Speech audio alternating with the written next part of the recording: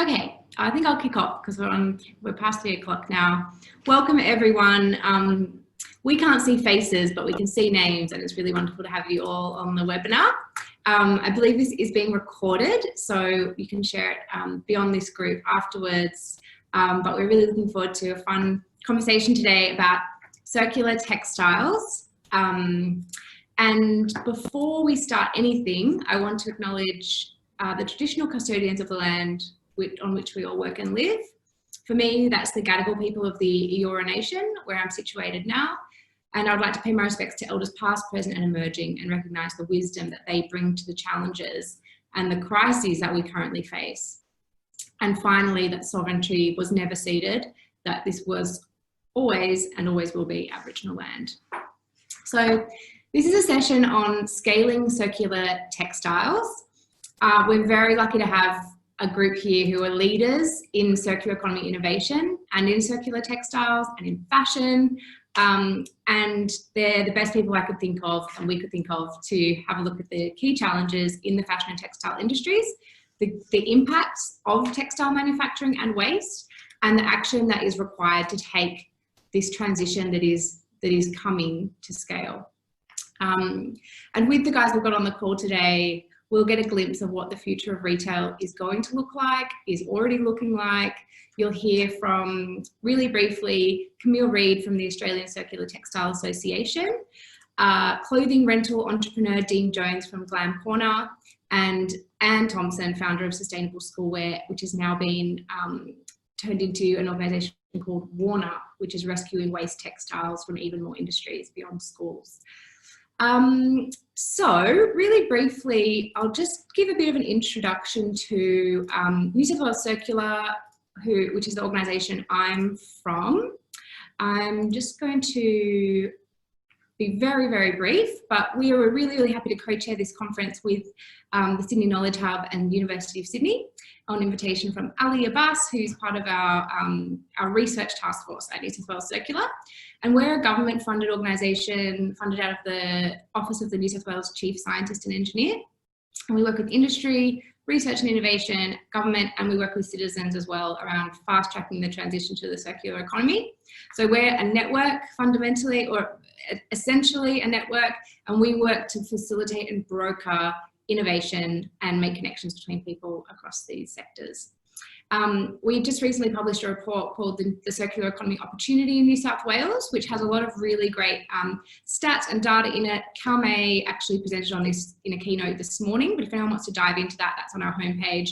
And we've also just recently published our 3-year strategic plan on how we're tackling this challenge of bringing the circular economy into reality in New South Wales. And I think we all know the picture. We're all probably pretty well versed in this already, but just to recap, circular economy is valued at a $4.5 trillion opportunity globally, $210 billion up for grabs, estimated that could be added to Australia's GDP each year from circular solutions. And Camille Tang, our circular economist, again, who presented this morning, the work she's done has estimated a number of full-time jobs, new jobs, that the circular economy could generate within 5 years at 50,000, and that's a pretty conservative estimate. And there's also a huge amount of savings that could happen to businesses and households through circular solutions as well. So we're making this case every day to government, but we're also really harnessing the incredible amount of innovation that's coming out of industry and people like those on the webinar today. And I'll just mention one pilot project that we've been working on that we're really excited about, which is in material innovation. So we do a lot of work with the research innovation sector, like I mentioned, and one of our partners is the NSW Smart Centre, and they work developing at the very, very microscopic level material innovation that can create new products out of old materials. And one of the things we've been working on over the last 18 months is a green ceramic product with Mirvac, and also with waste textiles, some of them being from Ann Thompson, who's on the webinar. And this particular project that I wanted to highlight is being rolled out into a suite of apartments that Mirvac is developing next year, but it's been in pilot for the last 18 months, and it's the development of a new green ceramic that's being used on splashbacks, flooring. It's actually been turned into dining tables and bedside tables that you can see here as well, in line with Mirvac's circular targets and their One Planet Living strategy, which is really exciting. And I won't go too much into it, but if you want to have a look, there's a case study on our website. Veena Sahajwala from UNSW is kind of the hero behind it in terms of the work going on in the lab. And then there was a partner as well, Emma, I just forgot her name, but Emma, who's a clothing stylist and textile designer, who was really crucial to the project as well. This is some photos from the process and the eventual finished products in the apartments. So just giving you a taste of the kind of stuff that's happening with partners and New South Wales Circular and the Smart Centre, using these cross-sector collaborations before we go into the expert speakers that we have with us today. So I'm just going to stop sharing and give you Camille's intro. So I've heard of Camille so many times, and I feel personally really excited to meet her and hear from her today. She's the founder of the Australasian Circular Textile Association and the Australian Circular Fashion Conference. And from what I can tell, she's been championing circular economy for a long time before it was cool, and she's really been way ahead of the wave of innovation that we're now starting to see in the retail sector and in the fashion sector, that are just really catching on to this, the environmental impact of clothing and fashion and textiles. And she's a really passionate person. It's just ignited a whole lot of change and a whole lot of momentum behind this in Australia. So Camille, please take it away and tell us a bit about yourself and ACTA.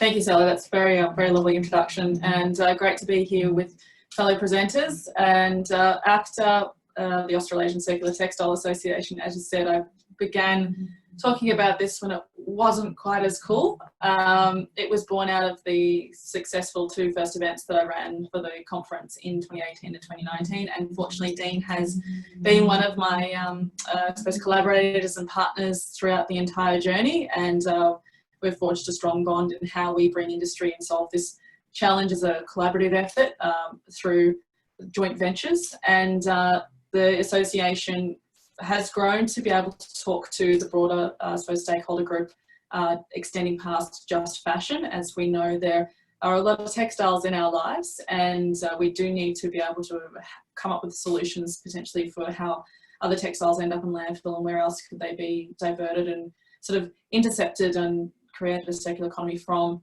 fashion being the biggest topic to talk about, as we all have clothing thrown in our backs and our wardrobes, so we assimilate with it very, very closely. But again, we need to be talking about more than just fashion at this stage. So the association covers that huge breadth of textiles. Yeah, great, thank you. And Camille, I know you've been working on a report for the EPA and DPIE on textiles and the volume of textiles heading into landfill. Can you give us a taste of the stats that are coming out of that work in terms of the scale of the challenge that we're dealing with? Well, I'd love to be able to give you some hardcore figures. However, we're not able to share them just yet. The EPA will be putting together a snazzy document, and I know that Marsha's on the call, joining this conference this afternoon. So we do know from our investigations that it's widely underreported how many textiles are ending up in landfill. Again, this is the broad scope of what is being imported into Australia. We do know over the past, I suppose, decade that we're New South Wales alone, I'm a New South Wales resident, that we're bringing in over 300,000 tonne of textiles just into the state alone. And you can add that up and multiply that out to Queensland and Victoria, who are also equally as large, but New South Wales and Victoria being the largest, most densely populated states with the largest sort of manufacturing and distribution outlets. We sort of anticipated that it's as much as 50% more than we are reading and reporting on from past reports, that 50% more of textiles are ending up in landfill. And it has been a really tricky challenge to identify where those ebbs and flows are coming from, and which, I suppose, part of the industry is predominantly responsible for the breadth of textiles and the volume. It's not just one party in particular, but nonetheless, working with EPA/DPI, we've given them a better understanding of how they can address the long-term strategy for waste intervention for textiles. And there is that discussion piece around how do we get to zero emissions by 2030, and textiles being one of the priority waste materials that we can recover and utilise. So we again can't share those specific stats other than what I've just mentioned, but the report will be made widely available in the coming months. So it'll be something feel good to share afterwards. Excellent, excellent. And can we, or can people on the webinar, can they go to ACTA to get updates on that report when it does come out? Is that the best way for people to? Yeah, absolutely. Well, you can sign up to our newsletter. We're not prolific spammers in the newsletter, but we do share when things are, I suppose, prominent and newsworthy. There will also be media releases to be able to express when this new report will be updated and coming out. And we are working with local and state governments to be able to make sure we're implementing that information across the board, not only just to, I suppose, at a government level, but how can that be filtered across through the business sector as well. So Excellent. There will be an opportunity to be able to receive it. Excellent, thank you. And Sarah's just popped the ACTA website into the chat there. And if anyone would like to ask questions of the panel as we're going, please feel free to just pop them in that chat box. That's the best place for me to see them.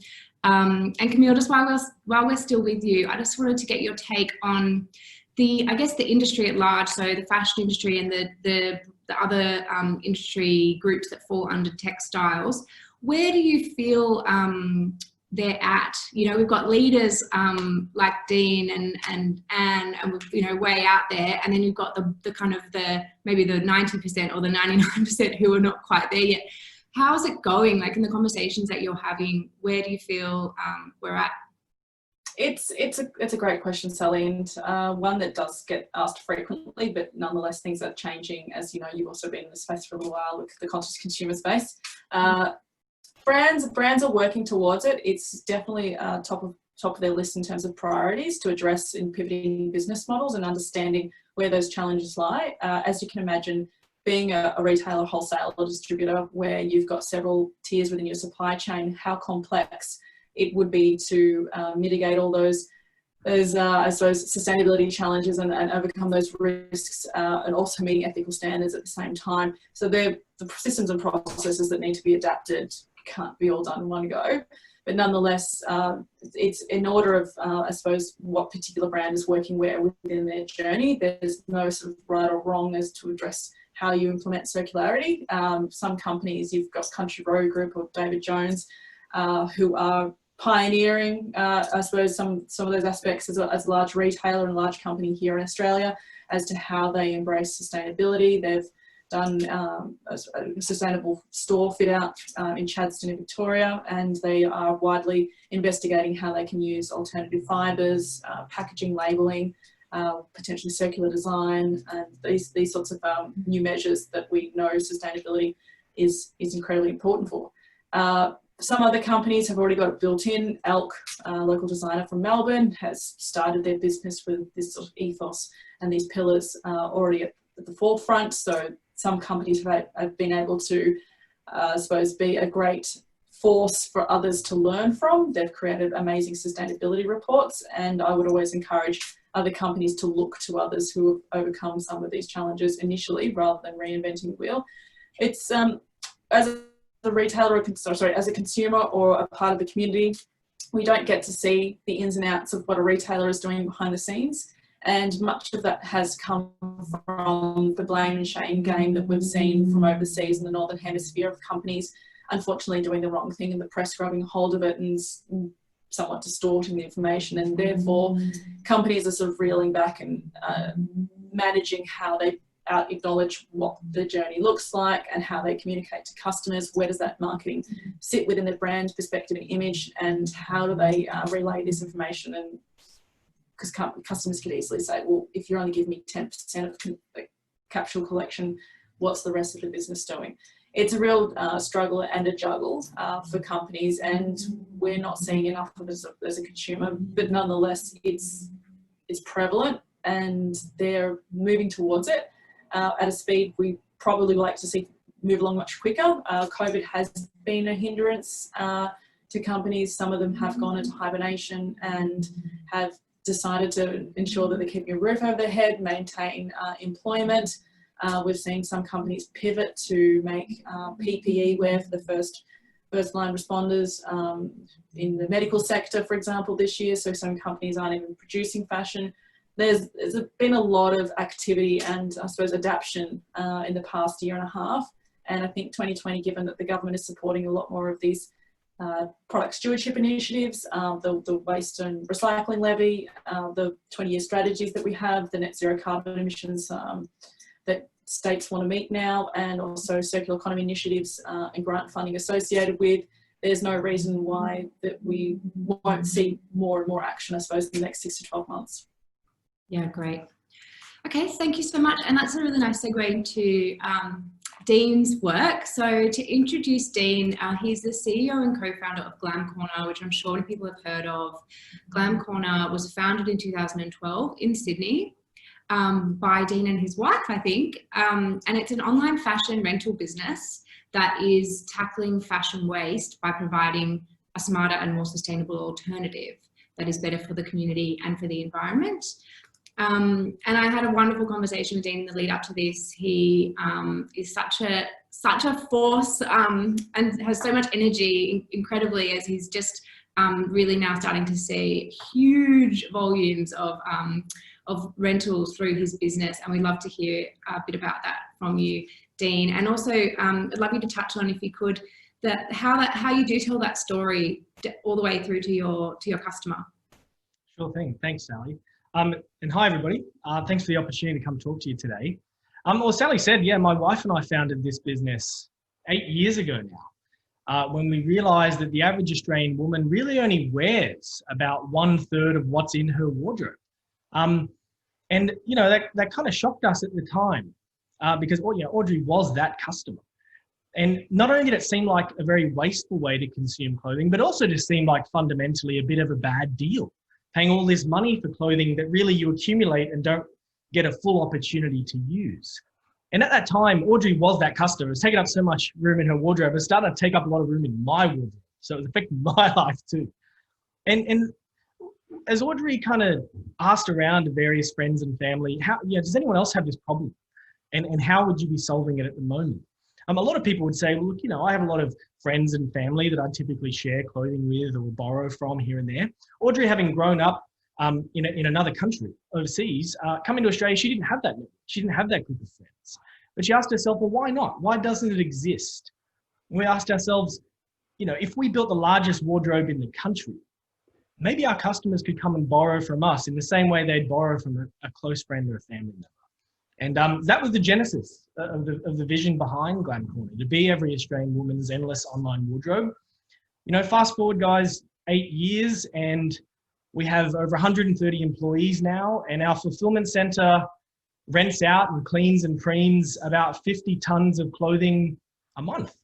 And so, you know, we serve hundreds of thousands of customers around the country. And Sally, you and I were discussing this, and I was discussing something similar with Camille recently, that this year has been such an interesting year for our customer, really rethinking her consumption habits. And especially during the lockdowns that we experienced from the kind of March, April, May period, it's never made less sense for our customer to own her entire wardrobe, especially at a time when she's perhaps only going to be on a few meetings like this for not even the full day, maybe a few hours a day.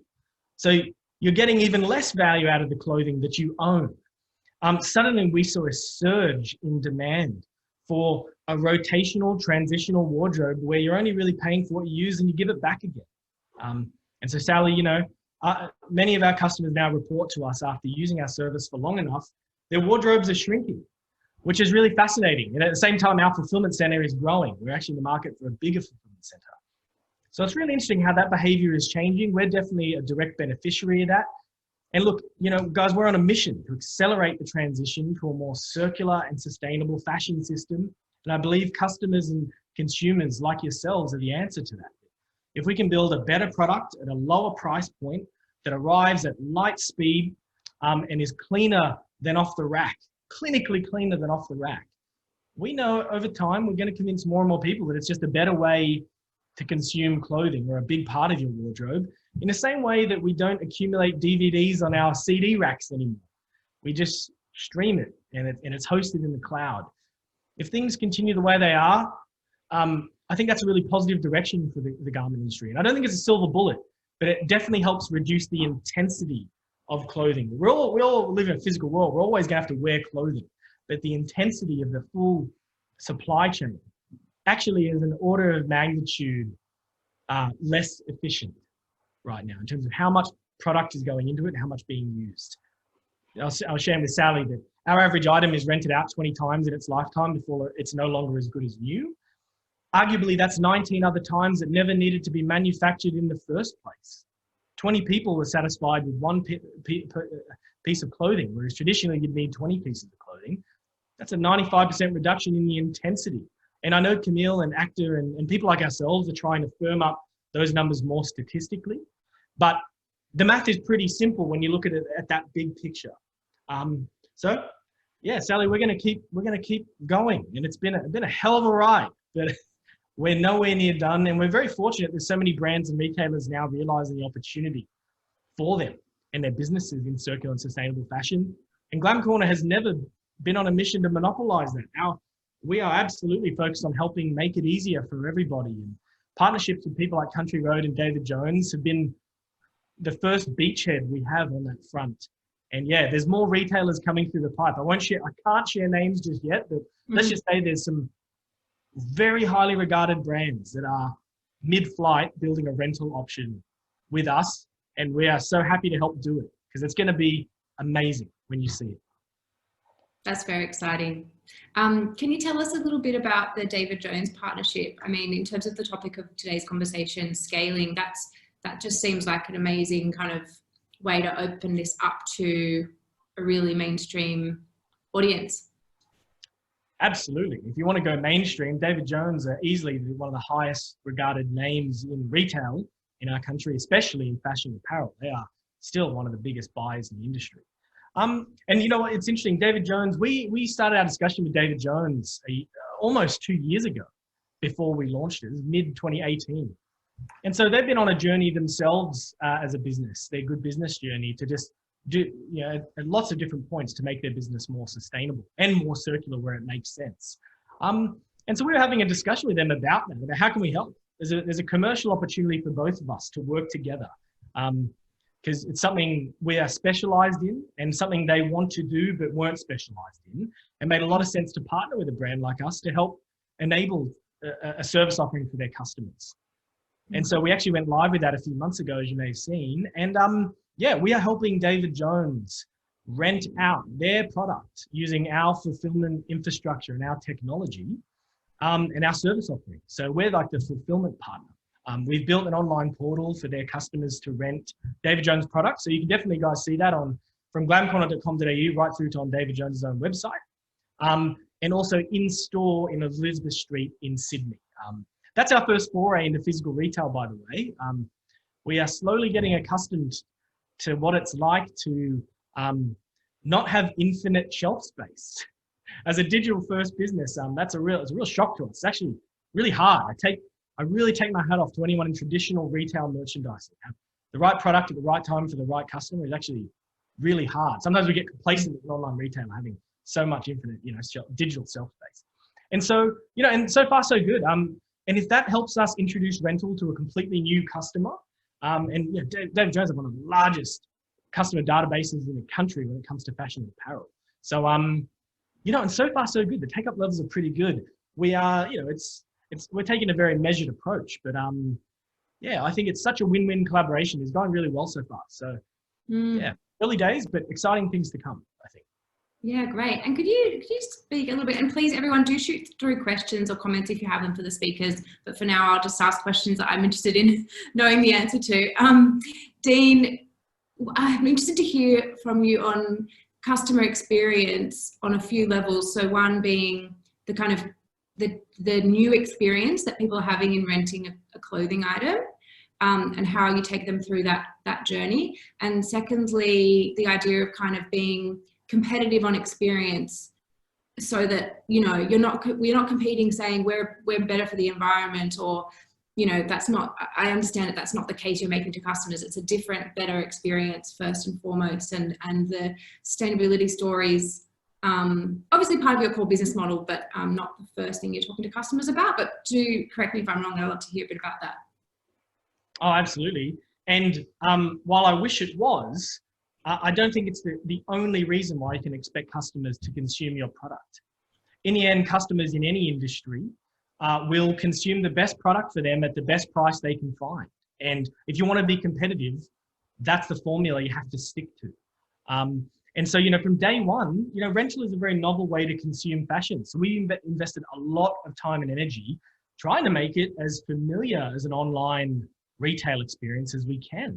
So if you go onto our site, it's a very familiar online retailing experience. That's very deliberate, by the way. And then you come down to a kind of a rental bookings engine that's very similar to booking a flight or booking a hotel room, to make that as frictionless as possible. And we realize that, and I think as a B Corp as well, that's something about B Corp that really resonated with us. You know, if the best products in the industry, in any industry, are also the most sustainable and the best for our future and the best for the planet and the best for the communities in which those businesses reside, existing consumer behavior, the inertia of capitalism itself, is going to help reverse or at least arrest a lot of the damage we've been doing to our planet over the last, well, look, since the Industrial Revolution, almost a couple hundred years now. So, but that gets me very excited. Like, you know, if you look at companies like Tesla, you know, in a very competitive space where there's entrenched players with at least 100 years head start on you, they are now, by market share, the top selling luxury sedan in the United States. And it's an electric vehicle. But the consumers are driving that, not just because they want a product that's better for the environment. I think that's an important box to tick. But they're also picking it because it's just the best product for them. And, you know, it gives me a lot of faith that there's an answer there. And that's something for us all to be very excited about, and how much commercial opportunities there are for businesses there. Yeah. We've had a question come through for you, Dean, from Pixie McElroy. What sort of sustainable e-commerce packaging solutions does your company implement? Oh, yeah. We do quite a bit here, and I'm happy to listen for you. And we are also not done. We first to admit, us and so many others can get so much better. Not only is our outbound packaging built from 94% recycled paper, it's actually built by Visy, one of the biggest packaging companies in Australia and in the world, actually. Don't get enough credit for how much recycled materials are in their boxes. The rest of the materials, particularly the biodegradable tape, we do everything we can, or our team does everything they can to make as much of the inputs to that packaging biodegradable or recyclable. The return satchel is actually soft plastic, a plastic material that we recycle. We've looked at options that are more biodegradable, but when you really go deeper, you find out sometimes, unfortunately, the carbon footprint of those package items aren't quite as good as you'd like them to be. So we recycle all those items in our partnership with Red Cycle. Previously, we were using TerraCycle. 2 years in a row, actually, we were gobsmacked. We were the largest recycler of soft plastics in the country for them, which I was really surprised about, because as a circular business, we have the luxury that we collect everything back from you. So our team do a lot of work to try to make sure that our packaging is low impact as possible for what is a physical product.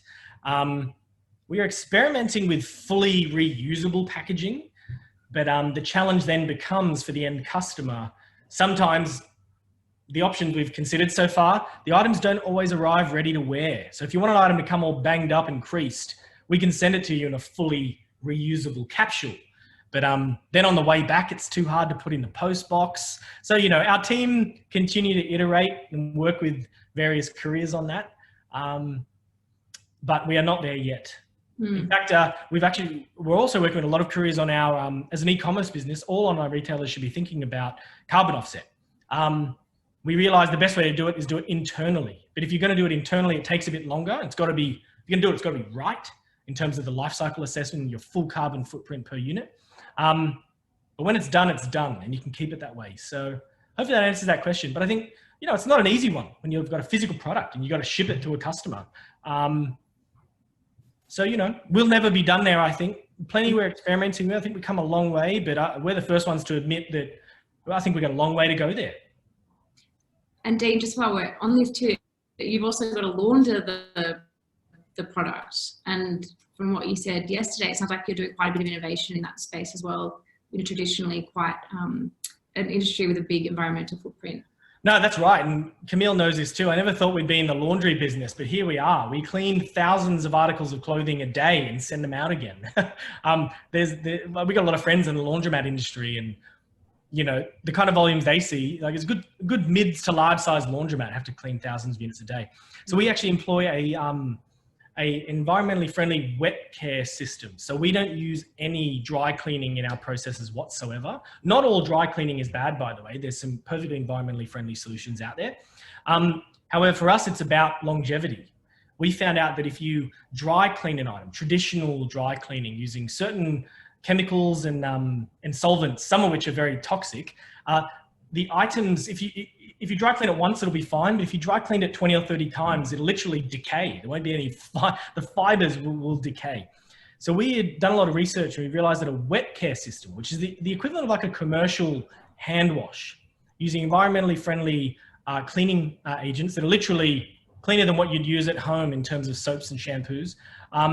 We realized actually it's kinder to the items and it's kinder to the environment. That in doing that, we use way less water and way less refuse than you would at home. So our wet care system will use about 6 liters of water to clean 1 kilogram of clothing. Whereas a home machine, you'll probably use 20 to 30 liters per kilo, but a poorly rated machine is somewhere like 60 to 70 liters of water per kilo used. So it's pretty significant. We realize over time, given the scale of our operation, we can probably get that down to sub 3 or 4 liters per unit, which also means that there's just, for all the clothing we all wear and that needs to be cleaned, there's less water being used when it's being cleaned through a centralized system, as opposed to individually at home where we don't have the benefits of that scale. And even if you're cleaning one item of clothing in a washing machine, you're still using those same amounts of water, which is really significant. I hope that answers that. That's great. Yeah, I love it. It's one of those things that so often happens in circular economy where you just think this just makes so much sense. Why hasn't it happened sooner? The economies of scale there for laundering clothing are just incredible. Correct. I forgot to mention as well, I saw a really good question from Fia about microplastics. You're right, microplastics, problem with microplastics is that they're tiny. They're very hard to capture. We use a really amazing innovation called Cora balls. It was actually inspired by coral. It's a ball that has lots of tiny holes in it that can capture it. Will the research is up to 26% of microfibers. The rest, that's again something we continue to iterate and work on. We've looked at filtration systems to stop microfibers heading down the drain. The problem is, guys, when you've got certain filtration systems to be fine enough to capture everything, it's hard to get even water through it. It basically blocks the ability to get water out and drain it out. Our next fulfillment center is being designed to clean up to about 250 tons of clothing a month. And a big piece we're working on is exactly that. We don't have any hard and fast answers yet, but I think we will have something similar to what a traditional laundry would use in a cooling pit. We will use in a kind of an ability to send a bunch of water in and it can drain out slowly without slowing down throughput of the laundry system above it. Great. I won't go down that rabbit hole because it's super boring. I'm really keen to bring Anne into the conversation, but just one final question here from Jennifer. What happens to clothing that's retired? Oh yeah, we sell it. So all of our items at the end of its life, guys, we operate an asset leasing business. And so we sell off all of our product at the end of its life. It's very rare you'll ever find we would actually have to dispose of clothing. It's only if it was that badly damaged, it would have to go. But we even have a clearance outlet on eBay where even when it's damaged and we sell it and say very clearly this item is damaged or has a stain that can't be removed, people still buy it. You know, for the right price, a designer product will still sell on eBay. So no, we sell everything, and we have a partnership with the Red Cross where even if somehow we couldn't sell it, we'll donate it to the Red Cross. And we also donate a lot of clothing to Dress for Success Sydney. Another great organisation. A phenomenal organisation. Don't get enough credit for a lot of the amazing work they do. Yeah, agreed. Okay, thank you so much, Dean. That was excellent. And, my pleasure. And it's now my pleasure to introduce Ann Thompson. And speaking of end of life for clothing, there's unfortunately a lot of waste that's still not designed out of the system, and there's a huge amount of waste. And it's one of those ones, again, when you start thinking about it, with uniforms, they're designed often retired, like the entire design of a uniform is often retired, and this is across schools, clubs, casinos, which I think is something Ann and Dean have in common. They've both touched the casino industry, sports teams, you name it. And Ann Thompson's organisation was called Sustainable Schoolwear and is now called Worn Up, and deals with a whole gamut of uniform reuse and textile rescue. And before Ann can say hi, but I'm going to play a video to explain some of what she does. Just get that up. Sorry.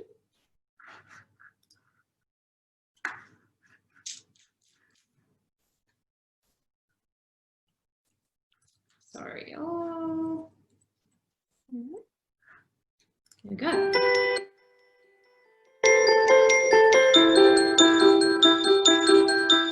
Recently, we've partnered with Worn Up, which is an organisation that recycles school uniforms into new things like desks or dog beds and things like that. And so we've got a collection point in our uniform shop at school, and we've encouraged students to bring in their old uniforms that they're no longer using and to put them in that box that we're going to send off to Worn Up so they can hopefully recycle them. The idea came up for when we had a sustainability meeting earlier in the year.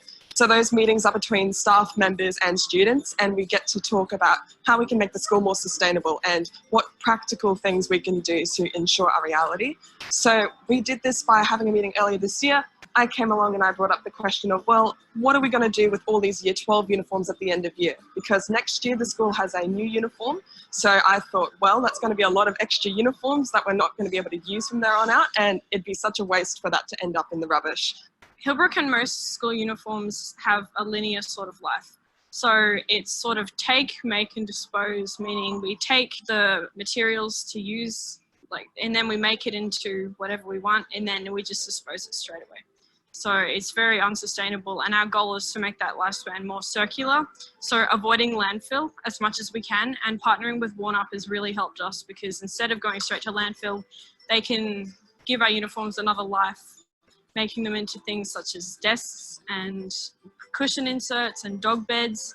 So that's really helping a lot in improving our circular economy at our school.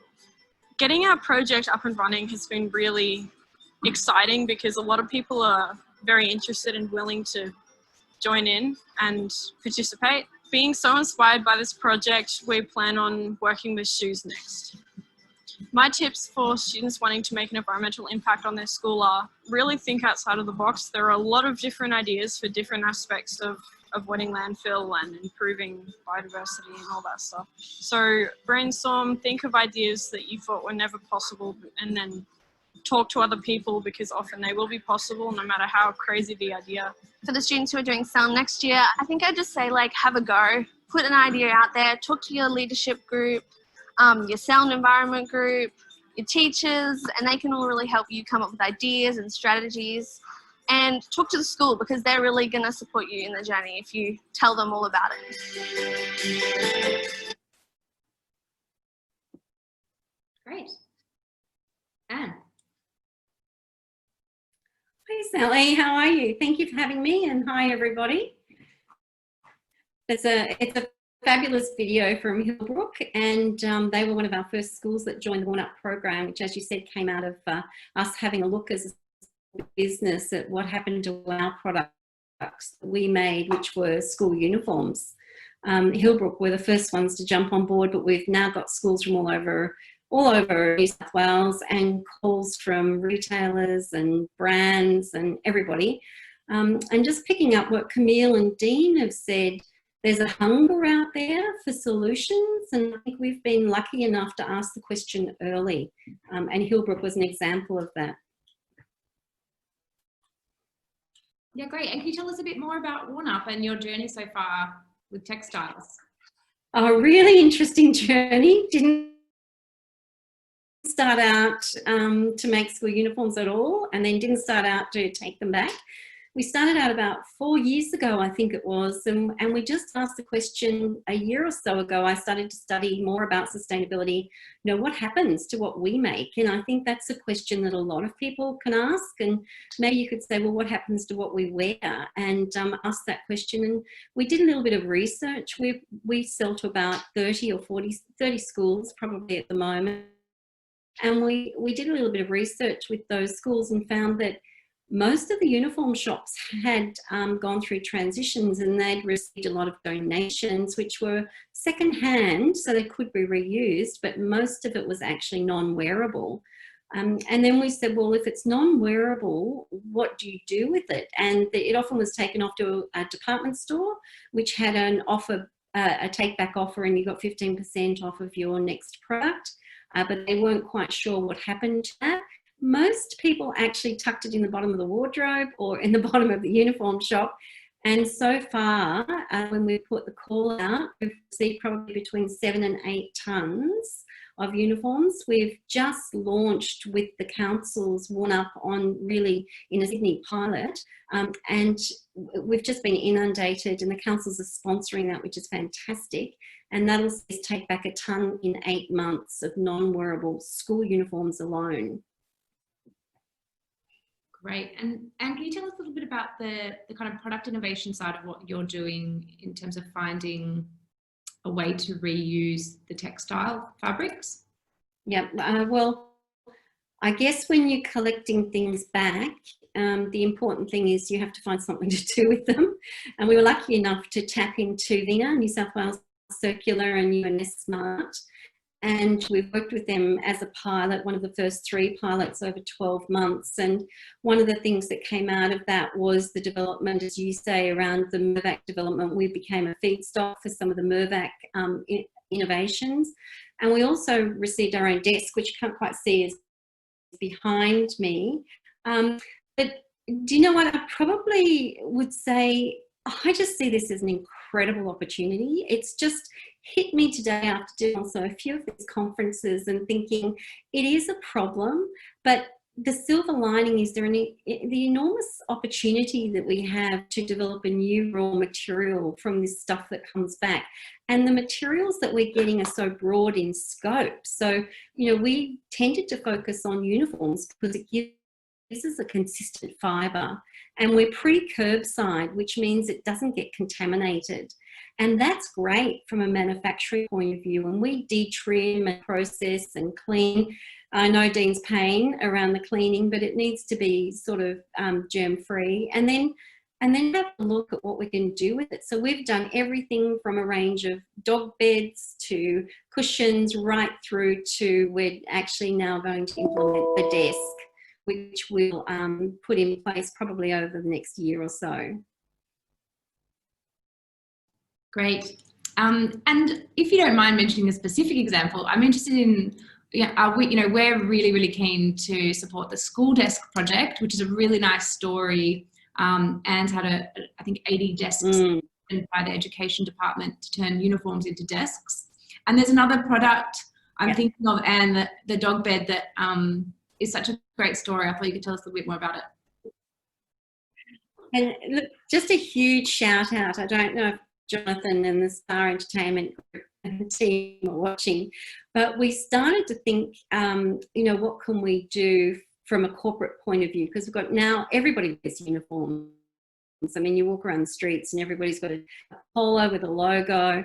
And so at the time when we launched Worn Up, we heard from 2 parties. One was Blacktown Council, a younger guy there who was doing a project for the council, and the other one was Star Entertainment. And I was doing some work with them. And Star Entertainment, we were doing a 3-month pilot, and one of the textiles that they needed to generally, when they were doing a change or a refit, they were getting rid of their tabletop covers for the card tables. And we said, it all came in, we went and picked it up, and it was about got about a 1.5 tonne of different textiles from Star Entertainment over 3 months. We didn't want to process it all if it was usable. So we looked at every material to say, what can this be used for? Blacktown Council, we said to them, they were wondering if we would collect and process their uniforms. And I said, what do you think you could reuse that for once we process it into a new material? And Adam came up with the idea of, well, we've got a dog rescue centre. So we put card tabletop together with the used uniforms that were processed, and we put them together and we created the doggy swag, which is now being quite popular, and that'll go into the rescue centres in Blacktown. And I think, Sally, the amazing thing was that you start to realise that really it really is true. One man's trash, a woman's trash, or is another person's treasure, and putting it together is actually quite good fun.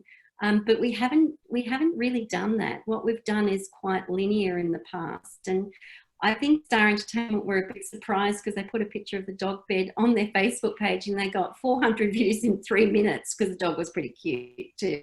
But I feel that if there's so much fun in it, it's good for the students too, because we're very much about the education around this. We're very much into tangible examples of those materials being either reformed or rehomed. We haven't been able to get funding because people will say to us, well, you really haven't got an end product. But we view our raw material as an end product, and we think there's going to be a huge amount of interest in what can be done with it, from soft to hard things, over the next few years. Yeah, great. Thank you, Anne. And my favourite part of the dog bed story was that the human scent that the dogs can still smell, even after it's been cleaned, calms down the dog. That's right. In the rescue centre. Yeah. Amazing. You never think of it. We did the Pepsi test at a cafe, you know, being the two dog beds side by side, one with clothing that's basically been reformed and used as stuffing. Absolutely every time the dogs went to the ones with the clothing in it, with the human scent. Strange how these things come out of, you know, a weird idea. Exactly. I just wanted to add to something. One of Fia's questions was, you know, as a sustainable schoolwear provider, we've faced a lot of challenges, probably similar to what Dean has. We tried to do organic uniforms, but families don't iron these days. They didn't want to do that, so that didn't work. We also looked at multiple types of packaging, cornstarch packaging, and we've ended up with something that's pretty good at the moment.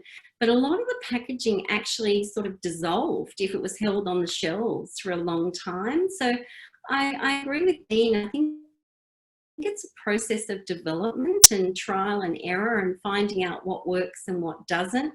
But it's not the sustainability that sells it. It's actually the offer and the product itself that makes the difference. That's what we're finding with our market. Yeah, agreed. And I've heard over the last couple of days of this conference so much incredible work going on at the kind of material innovation level as well, with technologists and researchers working on how to crack those tricky challenges of storage and hygiene and packaging and so on. I heard of a woman this morning in a session who's creating plastic packaging out of crustacean shells, waste crustacean shells. And I know. Hearing about this stuff. Okay, so that was great. Thank you. Thank you, Anne. And I would just like to invite anyone who's on the webinar at the moment to throw in any questions. We've got about 10 minutes left. Please feel welcome. And in the meantime, I'll just ask a couple more of all the speakers, just back to the theme of the session being about scaling circular textiles.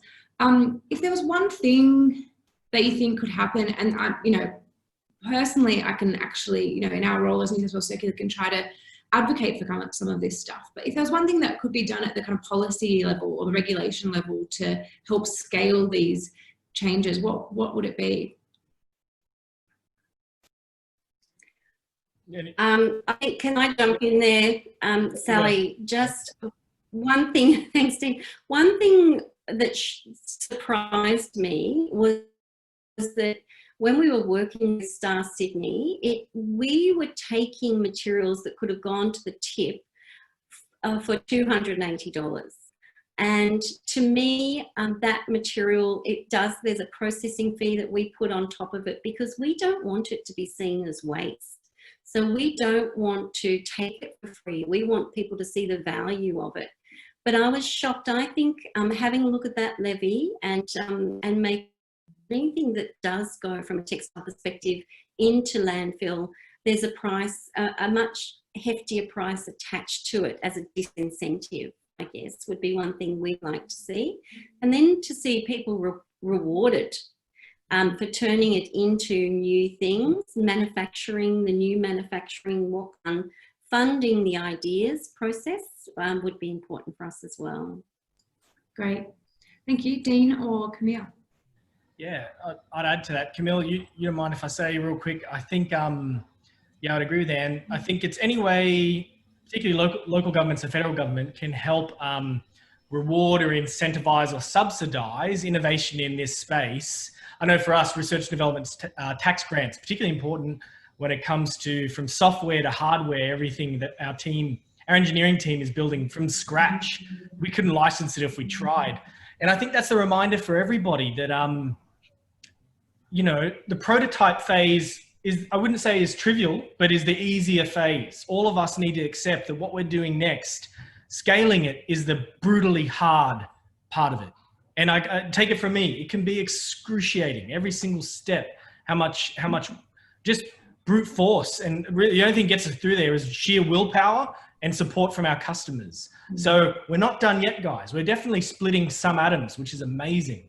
We haven't built the full framework and system yet. So any ways that governments can directly help companies or reward consumers for spending more with those brands, or make it easier for consumers to spend with those brands, the better.